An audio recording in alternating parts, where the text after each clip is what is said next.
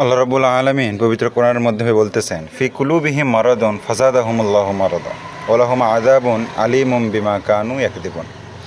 তাদের হৃদয়ে আছে একটি রোগ, আল্লাহ সে রোগ আরও বেশি বাড়িয়ে দিয়েছেন। আর যে মিথ্যা তারা বলে তার বিনিময়ে তাদের জন্য রয়েছে যন্ত্রণাদায়ক শাস্তি। আল্লাহ এখানে বোঝাতে চেয়েছেন যে তাদের রোগটা কি? রোগটা হচ্ছে মুনাফিকি। এই রোগটার নাম হচ্ছে মুনাফিকি রোগ। যারা মুনাফিকি করে আল্লাহ তাদের এই রোগটাকে আরও বাড়িয়ে দেন, তাদের মুনাফিকিটা আরও বাড়িয়ে দেন। এ কথার অর্থ হচ্ছে যে যখন কোনো ব্যক্তি মুনাফিকি করে, মিথ্যা কথা বলে,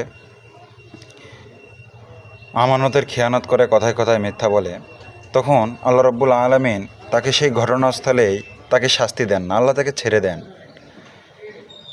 আল্লাহ তাকে ছেড়ে দিয়ে দেন, ঢিল দিয়ে থাকেন। এর ফলে মুনাফিকিরা মনে করে আমরা যে মুনাফিকি করতেছি আল্লাহ তো আমাদেরকে কিছুই বলতেছে না, মনে হয় আল্লাহ আমাদের উপর খুশি হয়েছেন। এই মনে করে মুনাফিকিরা তাদের মুনাফিকিটা আরও বাড়িয়ে দেয়, তা আরও বেশি করতে থাকে। তারা এটা জানে না যে এর ফলে তাদেরকে আল্লাহ তাআলা কঠিন শাস্তি দিবেন। এই মুনাফিকি থেকে আল্লাহ তাআলা যেন আমাদেরকে রক্ষা করেন।